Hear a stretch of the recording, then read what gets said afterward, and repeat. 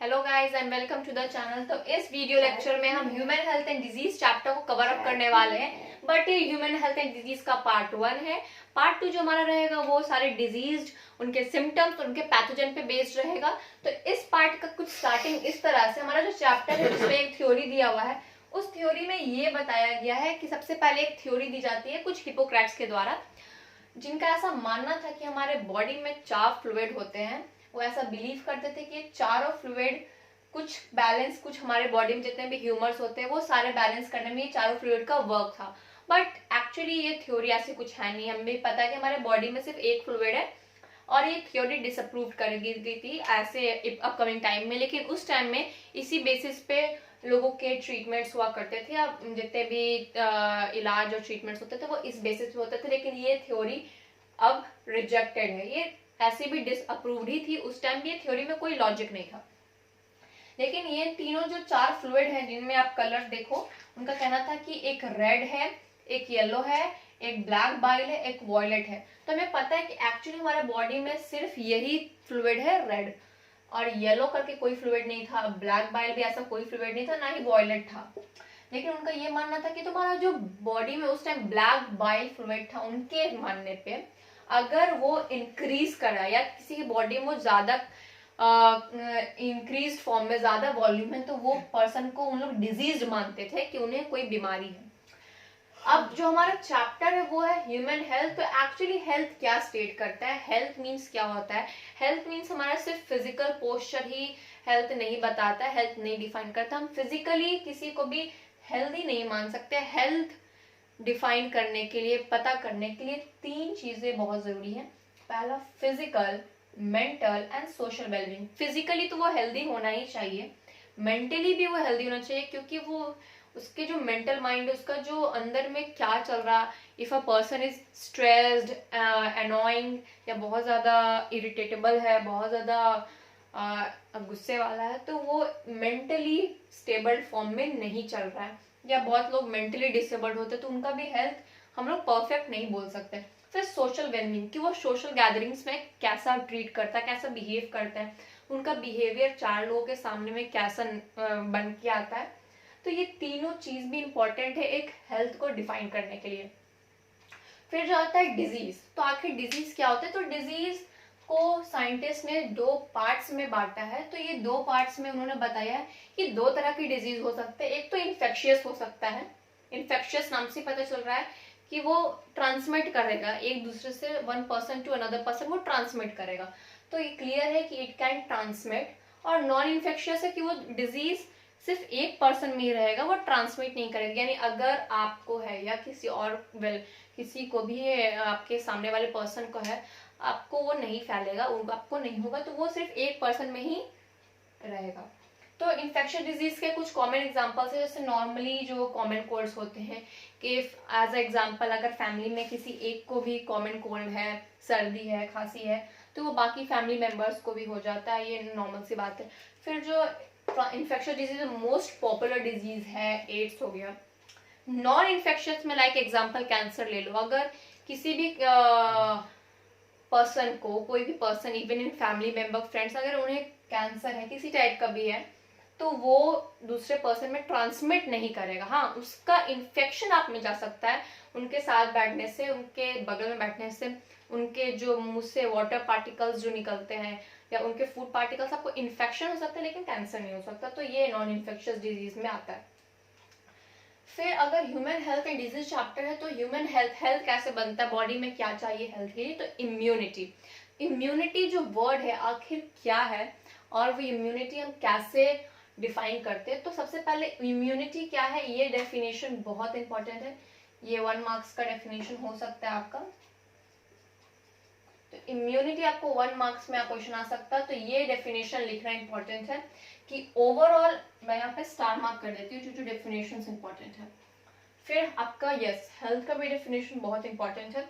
और ये क्वेश्चन बन के आ सकता है कि हिपोक्रेट्स का, ये हिपोक्रेट्स के बारे में, कि उनका क्या मानना था कि कौन से फ्लूइड के इंक्रीज होने से आदमी को वो डिजीज्ड पर्सन क्लैरिफाई कर देता था। तो आपको याद रखना पड़ा कि वो ब्लैक बाइल था। ठीक है, ये भी इंपॉर्टेंट क्वेश्चन है। और इन्फेक्शियस नॉन इन्फेक्शियस डिजीज याद करना बहुत सिंपल है, उनके एग्जाम्पल याद करना बहुत सिंपल है। ओके, इम्यूनिटी का जो डेफिनेशन है, overall ability to host to fight, overall ability of host to fight, हमारे बॉडी के अंदर जो होस्ट है उसके पास जो ओवरऑल पूरा मैक्सिमम एबिलिटी होती है फाइट करने के लिए कोई भी डिजीज कॉजिंग ऑर्गेनिज्म से conferred by the immune system is called immunity. ठीक है, हमारे बॉडी में अगर किसी टाइप के भी पैथोजन एंटर कर जाता है, किसी टाइप के भी ऑर्गेनिज्म एंटर कर जाते हैं, अगर हमारा जो होस्ट है, हमारे बॉडी का जो इम्यून सिस्टम है वो स्ट्रॉन्ग है, वो एबल है फाइट करने के लिए, तो वो डिजीज ऑर्गेनिजम्स को वो मार गिराता है या उसके ऊपर वो ऐसे होता है। एक समझो कि आपकी बॉडी में एक वॉर चल रही होती है, अगर कोई भी स्ट्रेंज ऑर्गेनिज्म, स्ट्रेंज पैथोजन जो हमारे बॉडी में आइडेंटिकल नहीं है, तो वो जो हमारा इम्यून सिस्टम है उसे रीड कर लेता है, पढ़ लेता है, तो वो उसे मार गिराता है क्योंकि वो हमारे बॉडी का नहीं है, वो बाहर से आया है। तो इसी तरह, लेकिन अगर इफ इन सम केसेस अगर ऐसा नहीं होता है तो वो जो पैथोजन है या ऑर्गेनिज्म है वो बॉडी में होस्ट में टेक ओवर कर लेता, वो हमारे होस्ट को टेक ओवर करके हमारे बॉडी का इम्यून सिस्टम वीक कर देता। तो इम्यून सिस्टम स्ट्रॉन्ग रहना बहुत इंपॉर्टेंट है। इम्यून सिस्टम दो तरह के होते हैं, एक आपको बाय बर्थ होता है जिसको बोलते हैं इनेट। बाय बर्थ मतलब आपके जन्म लेते ही आपके बॉडी में जो तुरंत इम्यून सिस्टम डेवलप हुआ वो आपको इनेट इम्यूनिटी सिस्टम कहलाया। इफ एक बच्चा अगर जन्म लेता है तो उसको जन्म लेते के साथ ही उसके बॉडी में एक इम्यून सिस्टम ऑलरेडी डेवलप हो जाता है। जैसे ही उसने जन्म लिया उसके बॉडी में वो इम्यून सिस्टम ऑलरेडी डेवलप्ड हो गया। वो इम्यून सिस्टम उसने सीखा नहीं है, उसे दिया नहीं गया है, उसके बॉडी में वो ऑलरेडी था जन्म से ही, तो वो हो गया इनेट इम्यून सिस्टम। ठीक है, फिर एक्वायर्ड क्या होता है, जो लोग अपने लाइफ टाइम में लेते हैं, यानी कि अब वो धीरे धीरे वो बच्चा बड़ा हो रहा है, 14-15 साल का हो रहा है, तो जब वो अपने लाइफ टाइम में, अपने लाइफ सर्कल में जो इम्यून सिस्टम एक्वायर करता है इन्वायरमेंट से, पर्सन से, चीजों से, वो हो गया हमारा एक्वायर्ड इम्यून सिस्टम। एक्वायर्ड मतलब वो ले रहा है, इनेट मतलब उसमें ऑलरेडी है, बाय बर्थ है, उसे किसी ने दिया नहीं, उसका वो सेल्फ है। ठीक है, तो समझो इनेट इम्यून सिस्टम क्या होता है, ये इंपॉर्टेंट है, इसके पॉइंट्स समझना। इनेट इम्यूनिटी सिस्टम में non specific type of defence है। इसका डिफेंस सिस्टम जो है वो बिल्कुल ही नॉन स्पेसिफिक है। इसके कुछ 4 तरह के बैरियर्स होते हैं जो हमारा इनेट इम्यूनिटी सिस्टम है। बाय बर्थ कैसे हुआ, हम जन्म लेते हैं, हमारे बॉडी में स्किन होती है, तो हमारी जो स्किन होती है वो एक इम्यूनिटी सिस्टम की तरह काम करती है, एक रक्षा कवच की तरह काम करती है कि हमारे बॉडी में कोई भी ऑर्गेनिज्म, पैथोजन को इसके थ्रू एंटर करना पड़ेगा। तो कभी कभी होता है कि स्किन एंटर नहीं करने देती, कभी कभी अलाउ नहीं करने देती है, तो हमारा जो स्किन है वो भी एक बैरियर की तरह काम करता है। तो स्किन क्या हुआ, एक फिजिकल बैरियर हो गया, क्योंकि ये फिजिकली आपको दिख रहा है, फिजिकली अपीयरेंस में आपको पता चल रहा है। तो एक एग्जाम्पल हो गया आपका स्किन, फिजिकल बैरियर में। दूसरा बैरियर होता है फिजियोलॉजिकल बैरियर, वो भी बाय बर्थ होता है, कुछ कुछ बाय बर्थ होते हैं फिजियोलॉजिकल बैरियर। जैसे आपके बॉडी में जो एसिड है वो आप बाहर से नहीं ले रहे हो, आपके बॉडी में वो ऑलरेडी है, स्टमक में, सलाइवा आपके माउथ में है, ये सब बाय बर्थ है। टीयर बाय बर्थ है, स्वेट बाय बर्थ है, पीएच, बाइल जूस, ये सारी चीज आपके बॉडी में बाय बर्थ है, और ये फिजियोलॉजिकल बैरियर में आते हैं। ये पांचों बैरियर आपके लिए, ये चारों बैरियर आपके लिए बहुत ज्यादा इंपॉर्टेंट है। फिर जो हमारा सेलुलर बैरियर यानी कि सेल से रिलेटेड, जैसे कि WBC, व्हाइट ब्लड सेल, और ये पॉलीमॉर्फोन्यूक्लियर ल्यूकोसाइट्स। पॉलीमॉर्फोन्यूक्लियर ल्यूकोसाइट्स, आप सिर्फ इसका नेम याद रखो, इसके बारे में डेफिनेशन आपके बुक में नहीं दी गई है, इसका मतलब ये क्वेश्चन रेलिवेंट नहीं है, आपको नहीं आएगा एग्जाम में, बट एज अ एग्जाम्पल बस आपको इसको याद रखना है कि सेलुलर बैरियर में ये 2 चीज आते हैं, WBC, पॉलीमॉर्फोन्यूक्लियर ल्यूकोसाइट्स। ठीक है, ये है PNL, आप इसको ऐसा शॉर्ट फॉर्म में याद रख लो, PNL।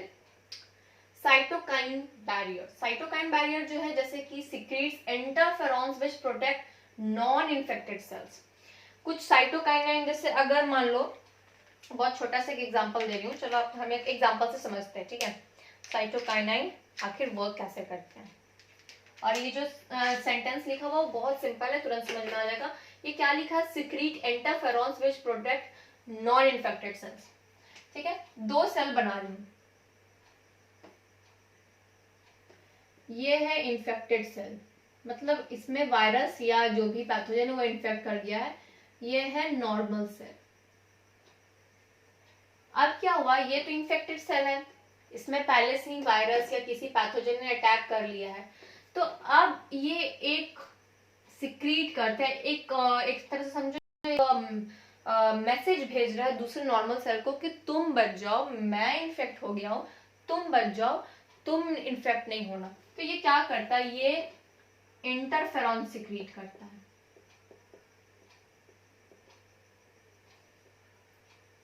ये इंटरफेरॉन सिक्रीट करता है, नॉर्मल सेल है, इंटरफेरॉन सिक्रीट करता है, sorry infected cell interferon secrete करता है, ताकि वो दूसरे सेल को ये बता सके कि तुम इन्फेक्टेड मत हो जाना। वो इंटरफेरॉन्स कहाँ जाता है, क्या प्रोटेक्ट करता है, तो नॉर्मल सेल को प्रोटेक्ट करता है। तो interferons protect normal cell. Normal cell यानी कि नॉन इन्फेक्टेड सेल, यानी जो इन्फेक्टेड नहीं है, नॉन इन्फेक्टेड सेल। ठीक है, तो ये कुछ इस तरह का एक प्रोसेस होता है बॉडी में, इसी को साइटोकाइन बैरियर कहते हैं, जिसमें जो इन्फेक्टेड सेल है वो एक इंटरफेरॉन सिक्रीट करते हैं, ताकि वो नॉर्मल सेल को, नॉन इन्फेक्टेड सेल को एक तरह से मैसेज भेज सके या बता सके या उन्हें प्रोटेक्ट कर सके कि वो इन्फेक्ट ना हो जाए। अब एक्वायर्ड इम्यूनिटी क्या होती है, तो पैथोजन टाइप की होती है, पैथोजन स्पेसिफिक होती है, और इसमें मेमोरी होता है। यानी कि अगर आपके बॉडी में ये जो एक्वायर्ड इम्यूनिटी, चलो इसको थोड़ा सा ब्रॉडली समझते हैं।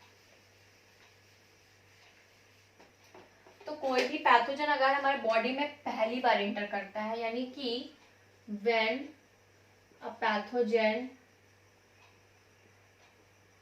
एंटर्स फर्स्ट टाइम, जब एक पैथोजन एंटर करता है हमारे बॉडी में फॉर द फर्स्ट टाइम, तो एक इम्यूनिटी बनती है उसके अगेंस्ट। ठीक है, एक इम्यूनिटी उसके अगेंस्ट बनती है। ये सारी चीज आपने नोट करनी है, क्योंकि ये सारे बहुत ज्यादा इंपॉर्टेंट क्वेश्चंस है अकॉर्डिंग टू सीबीएसई।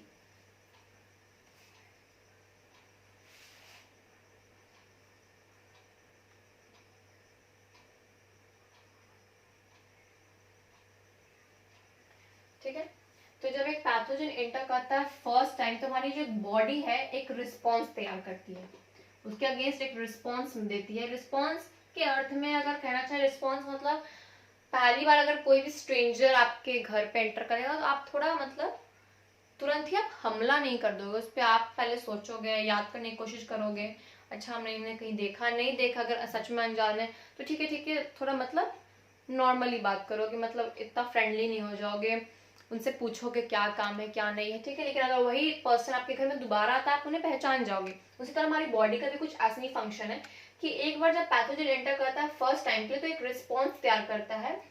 ठीक है, ये जो रिस्पॉन्स होता है इसको हम प्राइमरी रिस्पॉन्स बोलते हैं। प्राइमरी क्यों बोलते हैं, फर्स्ट है ना, तो प्राइमरी रिस्पॉन्स। और ये बहुत ज्यादा लो इंटेंसिटी का होता है सॉरी, ये बहुत ज्यादा लो इंटेंसिटी का होता है, मतलब ये बहुत ज्यादा इफेक्टिव नहीं होता है। क्यों नहीं इफेक्टिव होता है, ये बहुत ज्यादा लो इंटेंसिटी का होता है, क्योंकि आप एग्जांपल लो कि अगर आपके घर में पहली बार कोई गेस्ट आया हो, बिल्कुल आपके एक स्ट्रेंजर है, तो यू विल बी तुम बिल्कुल उसके साथ धीमी धीमी बात करोगे, नॉर्मल बिहेव करोगे, अपना वो वे नहीं दिखाओगे जो तुम अपने फ्रेंड्स के साथ, फैमिली के साथ बिहेव करते, तुम वैसा उनके साथ बिल्कुल बिहेव नहीं करने वाले, क्योंकि तुम्हें पता है कि तुम उनके बारे में कुछ नहीं जानते। तुम कोशिश करोगे, तुम उनसे जान पहचान बढ़ाओगे, तब तक तुम्हारे जो बॉडी बिहेवियर है वो बिल्कुल लो रहेगा, धीमा रहेगा, आगे वाले को लगेगा कि तुम वैसे हो ही नहीं।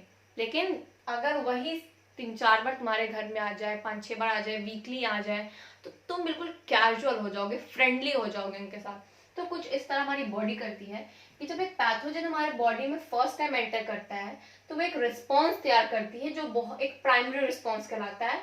वो बहुत ज्यादा लो इंटेंसिटी का होता है, वो बहुत ज्यादा इफेक्टिव नहीं होता। लेकिन अगर यही पैथोजन सेकेंड टाइम आ जाए, ठीक है, अगर यही पैथोजन हमारे बॉडी में सेकेंड टाइम आ जाए, तो एक सेकेंडरी ऑटोमेटिक रिस्पॉन्स तैयार होता है। सेकेंडरी ऑटोमेटिक रिस्पॉन्स तैयार होता है जो बहुत ज्यादा हाई इंटेंसिटी का होता है और जो इसे टिकने भी नहीं देगा। ऑटोमेटिक क्यों होता है? क्योंकि हमारी बॉडी रिकॉग्नाइज कर गई है कि वो वही पैथोजन है जो एक बार आ चुका है, दूसरी बार आएगा तो ऑफ कोर्स हमारी बॉडी उसके ऊपर ओवरटेक कर लेगी और जो सेकेंडरी रिस्पॉन्स होगा वो खुद ब खुद तैयार हो जाएगा, बोलना नहीं पड़ेगा, खुद ब खुद ऑटोमेटिक रिस्पॉन्स तैयार हो जाएगा। और ये पहले वाले रिस्पॉन्स के मुताबिक बहुत ज्यादा हाई इंटेंसिटी का होता है क्योंकि ये जान चुका है कि ये वही पैथोजन है जो दोबारा री एंटर करने की कोशिश कर रहा है।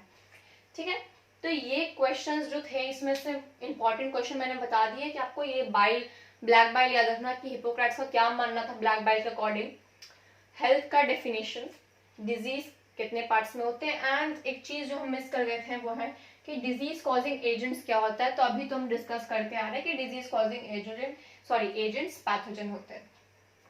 आपको याद रखना इम्यूनिटी का डेफिनेशन जो बहुत इंपॉर्टेंट है, इन्फेक्शियस नॉन इन्फेक्शियस नहीं आए लेकिन आपको इम्यूनिटी में जो इनेट और एक्वायर्ड इम्यूनिटी है वो दोनों के डिफरेंसेस प्लस उनके डेफिनेशन याद रखने हैं। ठीक है, इनेट के जो 4 पॉइंट्स हैं, कितने बैरियर हैं, ये नॉन स्पेसिफिक डिफेंस है, ये स्पेसिफिक डिफेंस है, ये पैथोजन स्पेसिफिक है, इसमें कुछ नहीं पता ये नॉन स्पेसिफिक, लेकिन पता है कि ये पैथोजन स्पेसिफिक है।